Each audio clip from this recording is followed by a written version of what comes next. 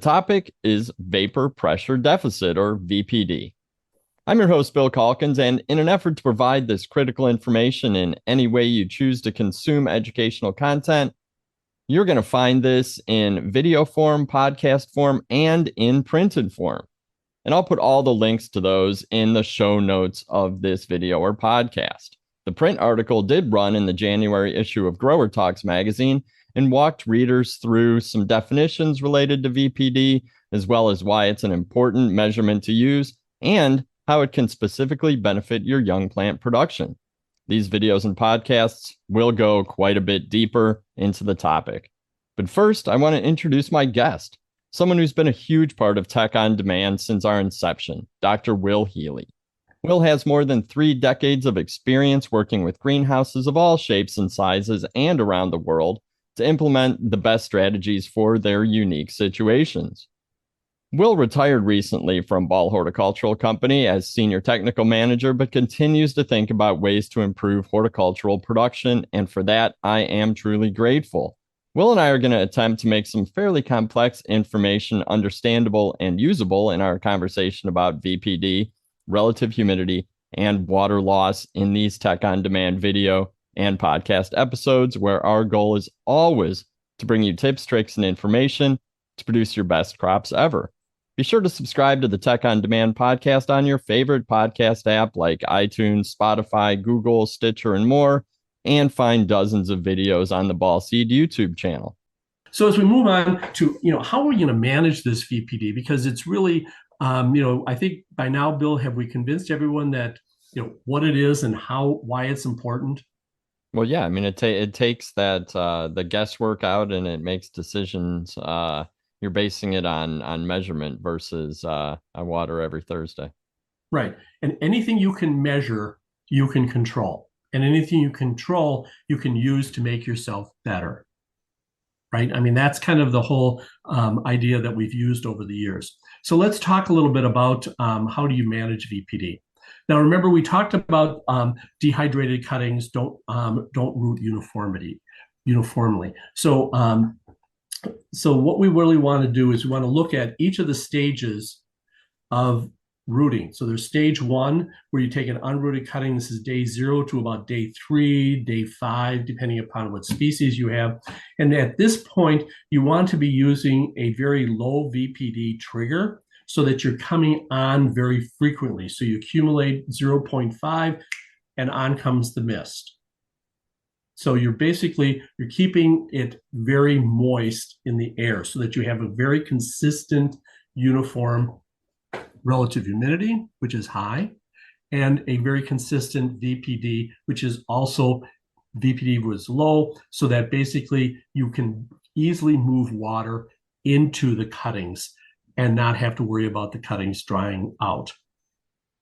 You want to make sure that you're on cycle, how long the duration is of that nozzle, basically keeps the moisture in the soil to about a level 4. We don't want to be 5, so it's dripping water all over, because that's not a good thing. It's too wet. You want to be at about a level 4. So you basically, whether you weigh the tray or you basically look at it regularly, you just want to make sure that the on duration is long enough that you get all the nozzles up, not that are exposed, but that you're maintaining about a level 4.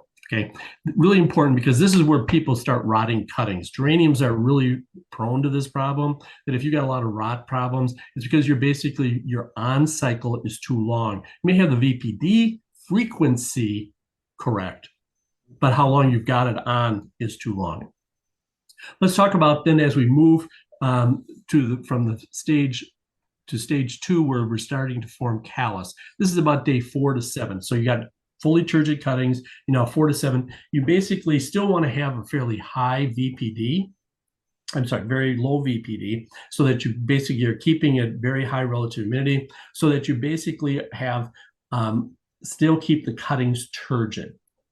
As we start moving towards stage 3, when we've got root development, that's about day 7 to day 21, when you've seen this swelling. So you're at basically callus 4, callus 5. You're starting to get little root nubs. That's when you basically need to start switching over and progressively increasing your amount of VPD so that you start drying both out the soil and the air to force the plant to now start that root formation. If you delay the increase in the VPD, so you keep it very low, what happens is that the soil starts saturating, you start forming a lot of callus, you never form any roots, and then suddenly the cuttings, they're turgid, but there's no root formation.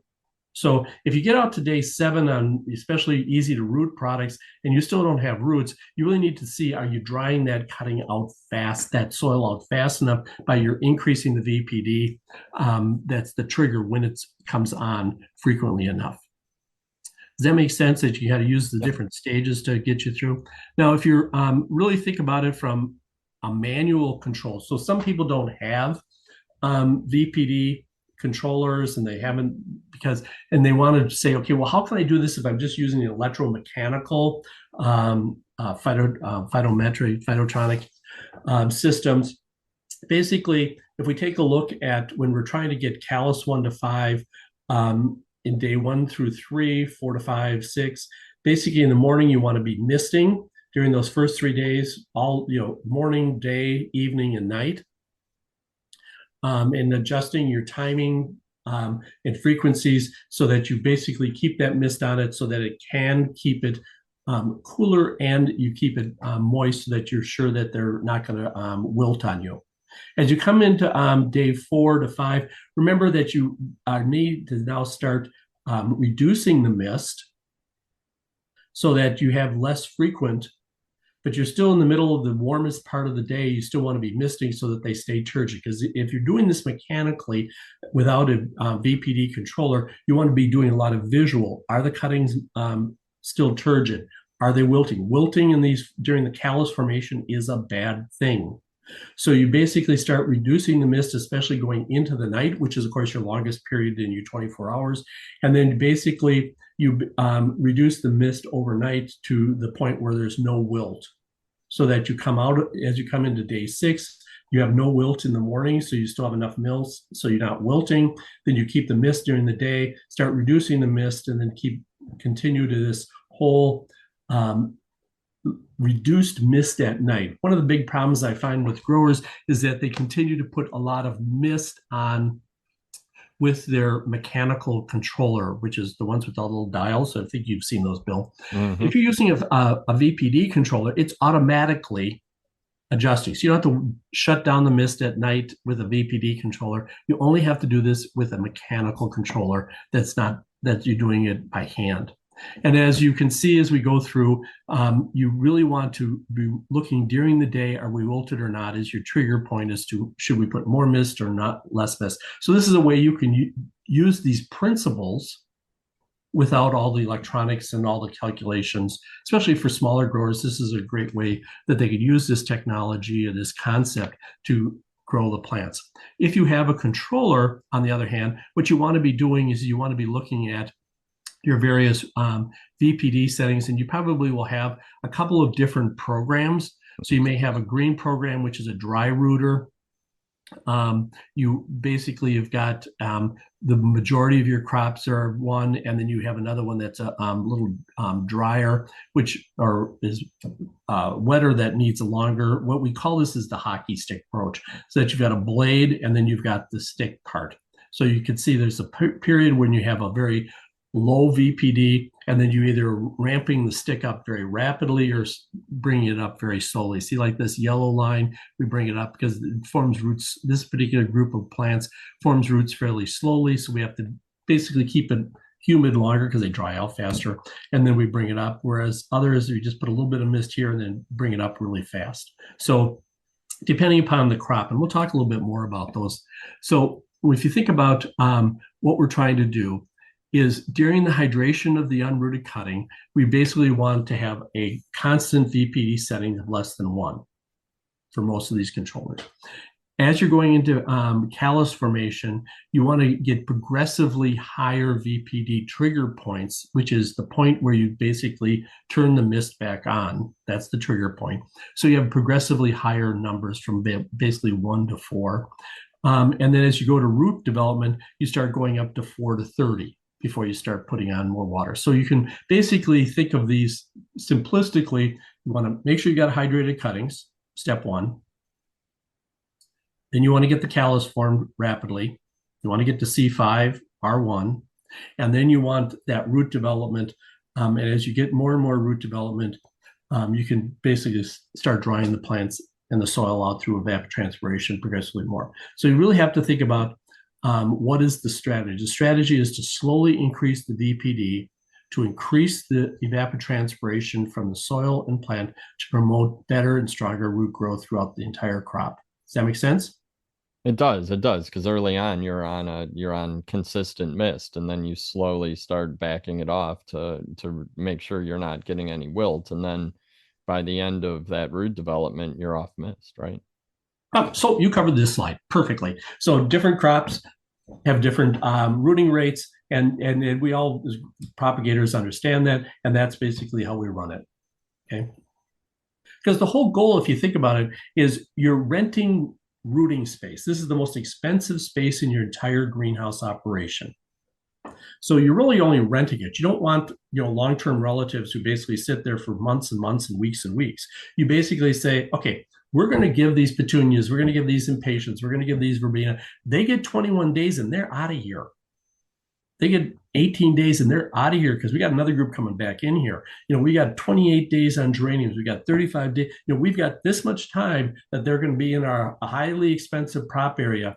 And we've got to make sure that they are moving along through callusing, through rooting R1 through R5, and they're moved on, because once they get out to about R4, they're out of here into regular production, which is much cheaper growing area than is our propagation area. So, you've got to be thinking about this is how we're going to make money is we're going to keep them moving and get them moving fast and how you do it is managing the moisture, knowing that the temperatures are within the recommended. So if we think about, there's usually, from a VPD control standpoint, you usually think there's about 3 to 7 different groups that you can have. You can have fast rooting groups. They're 5 to 7 days in stages 1 and 2, as we previously talked about stages 1 and 2. There's those moderate rooters that are a little bit slower. They have 8 to 10 days in callus and early root development, getting through R2. And this is really the majority of the crops that you do. The biggest mistake growers have is they combine fast rooting and moderate rooting together. And what they do is they just slow down and the fast rooters and cause poor root development and also subsequent disease problems. The slow rooters you really have to be aware of because they take 10 to 14 days during stage 1 to 2. And of course, what we do is you need to base it based on your facility and how that particular. So each one, if we take a look, there's a number of different fast rooting, moderate, and slow rooting groups of the spring annuals versus the perennials up on the top. So there's a number of different rooting groups that you can then put in. And normally what growers will do is they will have a particular bench that is set up to be the fast rooters, another bench for the moderates, and there's a lot of benches for the moderate because the moderates are probably the biggest group of all, and the slows are another small group. So you do need to kind of set yourself up so that you've got it all set up correctly. Otherwise, when you commingle them, you just start running into problems. Okay, so we talked about when to turn the VPD on. What is the different settings? What is the set points that basically trigger the VPD on? But another part that growers have to be is what is the duration? How long should we be running it?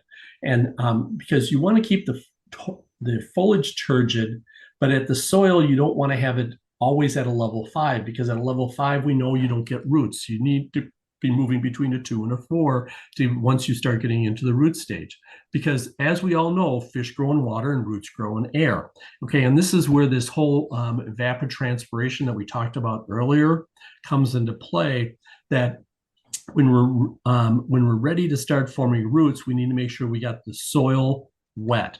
And this is one of the problems that growers make as they come into this root level 4 and beyond, is that they basically are trying to use VPD to control with a mentality of rooting, when they really need to be using the mentality of growing, which is basically how long should we run this mist to make sure that that soil gets all the way up to a level 4, and then how long do we need to wait until we come back down to a level 2. So we need to then switch at some point so that we're basically, what are we growing? Are we growing roots or are we growing shoots?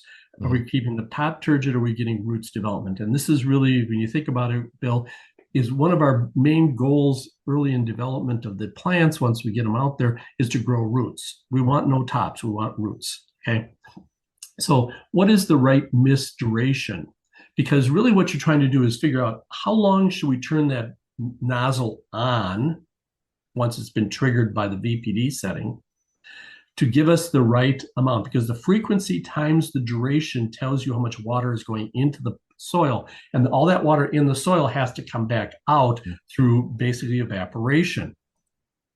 So if we look at a number of different scenarios in which we did a study, one of the interns did, where they had it set at a low VPD setting versus a high VPD setting. So at a low VPD setting means that it's coming on very frequently, and a higher VPD setting means it's coming on less frequently. So you've got this high frequency versus this low frequency situation, okay? And then they went and they ran the nozzles for different durations, okay? So they did it for 2, 6, 10, 14, or 2, 6, 10, because at 14 it was a swamp. Basically, if you take a look at those versus here, notice the amount of water that is in the tray after 72 hours. And this includes, there was evaporation going on during this time.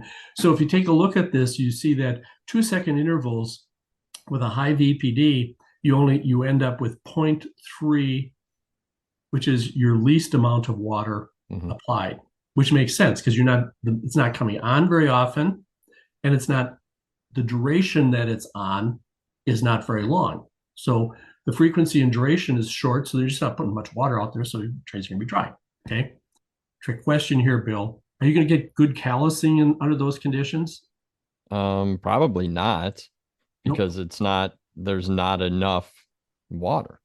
Right. Like, not enough water in the soil. Conversely, you end up with once it gets on, it's coming on really frequently and it's staying on for a really long time. So you've got a lot of water in there. So do you think you're going to have much root rot and poor rooting under those conditions? Yeah.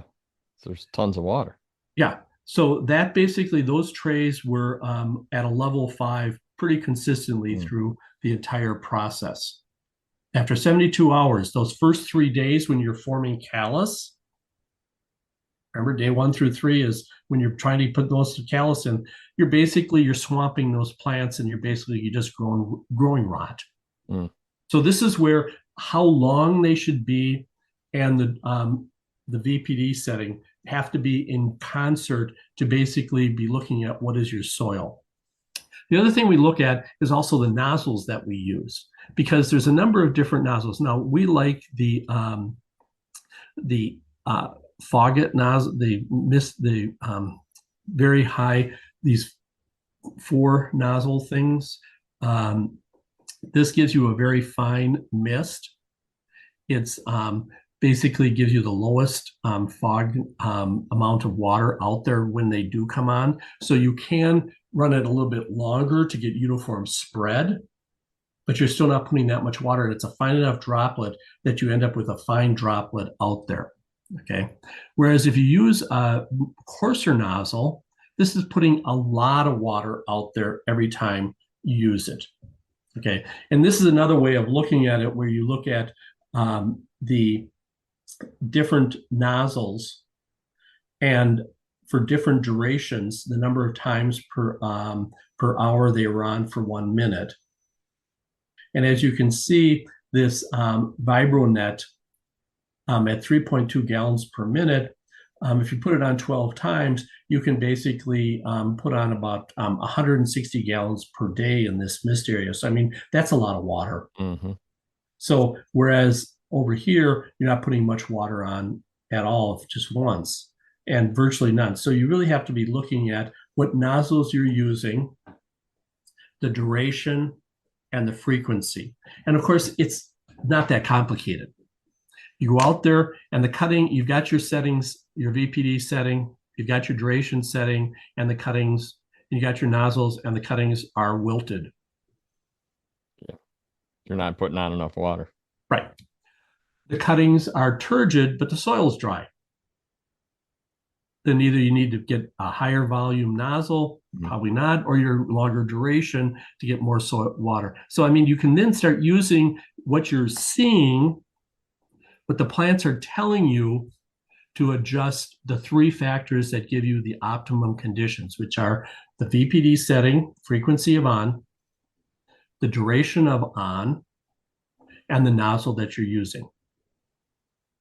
And it's always better to use a low volume nozzle for longer than trying to use a high volume nozzle less during propagation. Now, when you start trying to grow roots, that's a whole different game, because there you just want volume to wet them, and then you can shorten the duration. So having the right nozzles, again, are a small, basically, investment for what the benefits are that you can use. So we strongly recommend that growers have a number of different types of nozzles, low volume, high volume, to use for very specific uses versus trying to have one nozzle that does nothing well. Okay. So let's talk about controllers. There are a host of controllers. You can spend a little bit of money and you can spend a lot of money. So there's usually some, basically you go on the internet and you can put in environmental VPD controllers and you can get all of the ones across the top. That's what I did. All of them have features and benefits. It's really who you can get and what they can do for you. Do they do one, they can either be one valve control, they can have multiple valve controls, they can have different adjustments for duration, because we know we want, maybe you've got 3 different zones, you want to have 3 valves. In fact, you may want to have 6 valves. So the more valves you have, the more controllers you need, so that you need to look at this. Most of the full environmental controllers, whether it's Argus, Priva, Hortimax, there's a number of different larger systems. They're considerably more expensive, but then of course they're also doing a lot more. They're controlling all of your temperatures, they're controlling all of your boilers, your water control, everything. So, depending upon the size of your operation will justify which one you have, but there are a number of different controllers and the different levels of sophistication. As a rule of thumb, the more money you spend, the more flexibility and the more control you will have. And control, you really, because it's an investment in uniformity of performance. You can't just think I'm spending $30,000 or $500 as the decision. What is the performance I'm going to get at the end of the day? Because remember, that single cutting in your operation could be worth anywhere between $2 and $5 going out the back door at the time of sale. So every one that you don't get out on time is a loss of revenue that you could fix by just spending the money up front. So money spent up front should realize more return on the back side. So you have to look at it from that perspective and make those kinds of investments. And you need to work with a greenhouse supplier who understands how these systems work, because you're going to have a partner who can help walk you through the process. So make sure that you know who your partner is, and make sure that they know what they're doing, or that you know what you're doing, so that you can make those decisions. Let's just talk a little bit about sensors that you need and some of the pros and cons, because we've run into some problems with some of the sensors. Basically, you need two sensors. You need a temperature sense, an air temperature sensor, and a relative humidity. Now, why I say air temperature sensor is because you need to have an ambient air, because that gives you the best measurement of what's going on. And of course, in the olden days, when we had, old Honeywell thermostats, they would just mount a couple of thermostats inside a box and put a fan, and that was called an aspirated thermostat, meaning that there's air moving through. They weren't just sitting there in the middle. Aspirated is important because aspirated basically is sensing the entire environment of what's going on. So if you don't have a fan on it, then you're not really getting the good movement. Now, you can make them very sophisticated. You can spend a lot of money. You can basically get a 3-inch piece of PVC, and you put a fan in it from a computer fan, and set your sensor in there, and you've got an aspirated thermostat. But you want to have it aspirated so it's shielded, so the sun's not shining on it, and it's moving the air of the environment. The relative humidity is important, and accuracy at that 99+% relative humidity is really important. And that's where the sensor that you're using is really important. In the olden days, basically when I was young, before you were born, Bill, we always used wet dry bulbs. And wet dry bulb was state of the art in 1960. It was state of the art in 1862, but wet dry bulb was how you measured it. But it's not really real accurate as we get up to 100% relative humidity. It becomes really relative as you get higher and higher. And of course, we're interested in propagation at very high levels. So they use a capacitive sensor. They're more expensive, but they are more accurate. And it's very important to have them aspirated so you don't have water collecting on them. If you get water collected on them, they don't work real well. But you need to have a good sensor, and they need to be working accurately. Additional data that makes it more accurate, if you read up anything on VPD, they'll always talk about having an infrared thermometer, which is basically pointing down on the leaf surface because it really is the leaf surface. In propagation, the air movement around it gives us a good indication, but the leaf temperature is very important. So if you were growing a large finished products where you have a canopy that you can easily point it towards and basically get that leaf temperature, that works great for finished. But in propagation, we've run into problems where the view of that infrared thermometer basically sometimes is the leaf, sometimes the soil, sometimes the benches pull away and you hit a heat pipe underneath, or you hit the ground underneath. And let me assure you that if you start measuring things that aren't leaves, this gets really bad very fast. We drowned a crop because it pointed overnight to a heat pipe, which was basically saying there's no VPD in here, turn it on. So it basically ran all night. We drowned those plants. So you really have to be aware of the installation and how you manage it, because what you're measuring is really important. Wind velocity is really important, especially for measuring, because the wind movement across the leaf does make a difference. But of course, in propagation, we want still dead air. If you're growing finished plants, you do want to make sure that you have some airflow through there, because that helps break up the boundary layer and helps move more water when you're finishing it and you're using VPD for finish. So wind velocity could be very important.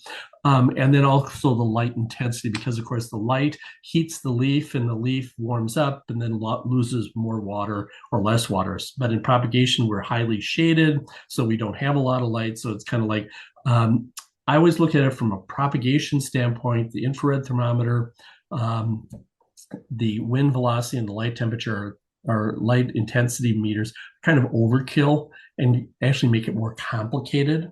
If you're using it in finished production, they're really beneficial. So you have to kind of understand what you're trying to do as far as the level of sensor technology that you're putting in there and the number of sensors that you're having. You don't have to have a lot of sensors, but you do have to have some sensors in there. So Bill, now that we've kind of talked through this whole process, one of the things that I would like to just mention is there is this really great book called Plant Empowerment.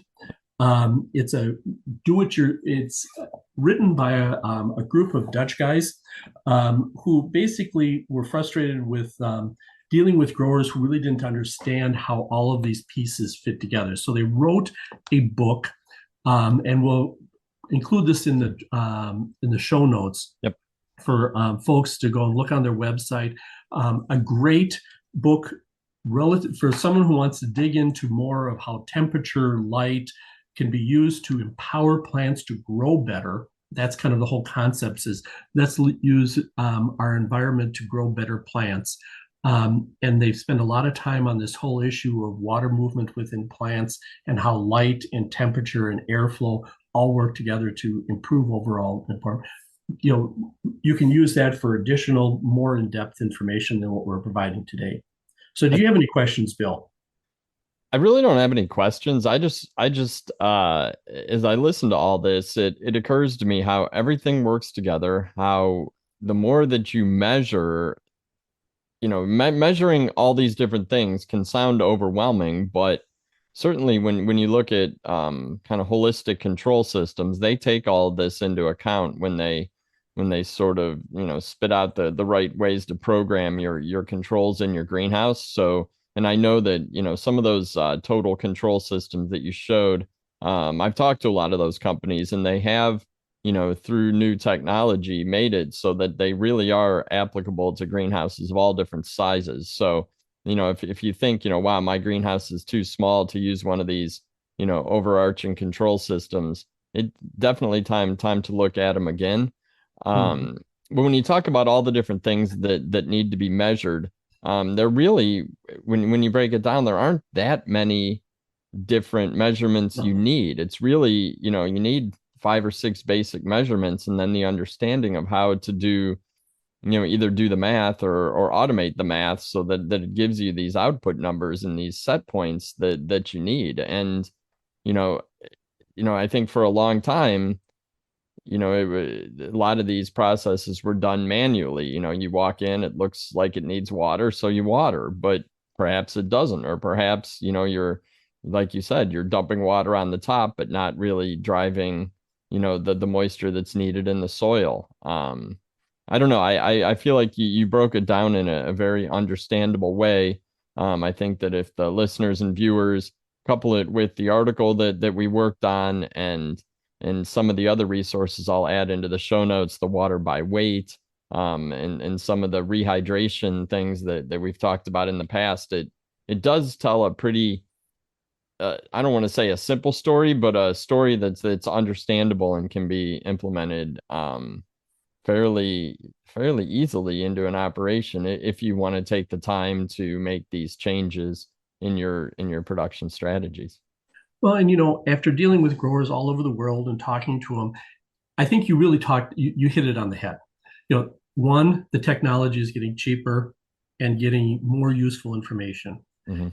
And since when I first started in horticulture, I had a professor who talked about the 5 factors of plant growth: Hmm.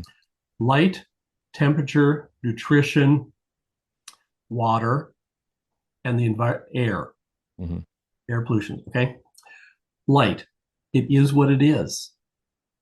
Either you're going to pay money to put lights in and turn them on to maintain a minimum DLI, or you're not. Okay. The temperature has got to be the right temperature. Okay. You got to feed your plants. You shouldn't have gases in there because you've got incomplete combustion, which is causing air pollution problems. Hmm. So at the end of the day, you as a grower can only control really one thing. You really think about it, there's only one thing that you want control, and that's water. Water. It's water. Everything else kind of is if you think about it, it's this bowling alley that's got these bumper pads there. You can't move outside of these temperatures. You can't move outside of this nutrition levels. You can't move outside of this light intensity. Hmm. But the one thing you can do as a grower is water. And the thing I've learned, after many years of frustration and growers finally explaining it to me, because growers always explain everything that makes sense, is that VPD is a tool. It's an important tool that you can use to dictate and indicate what you should do.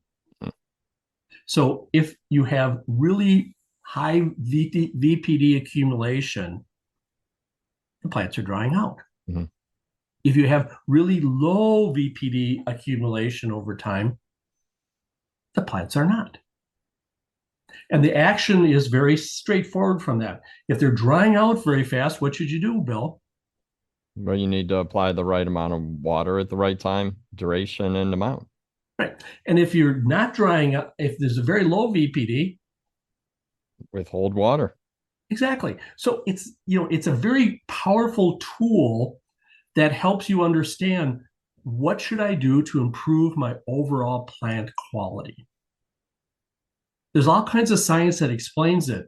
But as my professor said back in, well, let's just say many years ago, um, it's all about water, guys. That's what we're going to talk about this for 6 weeks. Hmm. And I thought he was crazy. But sometimes people aren't crazy. They're just more knowledgeable than others. And so hopefully, we've spent some time here today, Bill, kind of talking about something that I have finally learned after 40 years of beating my head against the wall, trying to solve problems that not that the world is simplistic, but if you've got the right moisture, you've got the right light intensity, you've got the right, you don't have any air pollution, and you're feeding your plants, it kind of boils down to you got your water wrong. Yeah. Why do you have disease? It's too humid. Why do you have fungus gnat shortflies? Floors are too wet. Why do you have too many aphids? Well, the plants are really soft. Why are the plants soft? Soft plants are wet plants. Yeah. So, I mean, it kind of boils back to how am I manage my water? And that's pretty much what I found. So makes sense. It makes sense. And you referenced some of the things that we've talked about in the past related to moisture management and watering. And a lot of those are available through our Tech on Demand resources. And you can find dozens, if not hundreds, of resources from Tech on Demand online. Every week, I send a newsletter covering a range of technical topics. They tend to be very timely, using information that I find being passed through horticultural channels, as well as some of the experts that I collaborate with. We've created a ton of video for greenhouse professionals of all skill levels. If you're looking for ways to train new team members or refresh on topics that are critical to production, pretty confident we have a video on it. And then the Tech on Demand podcast is a great way to take some of this educational information on the go. And last but not least, I would encourage everyone who's viewing and listening to this presentation to join the Greenhouse Tech Team Facebook group. You can find that on Facebook just by searching Greenhouse Tech Team, answer a couple questions, and I will let you right in to the peer-to-peer community with more than 4,000 of your peers to discuss all sorts of topics, ask questions, and find resources. So, Will, thank you so much for your time. And anytime you think of another topic to share with the listeners and viewers and me, the door is always open for you, which and I truly appreciate your knowledge and your willingness to share this information. Thanks, Bill. It's been great fun. Absolutely. And I'm Bill Calkins with Tech on Demand, and on behalf of our entire team and the folks at Ball and Ball Publishing, thanks for listening and watching, and take care out there.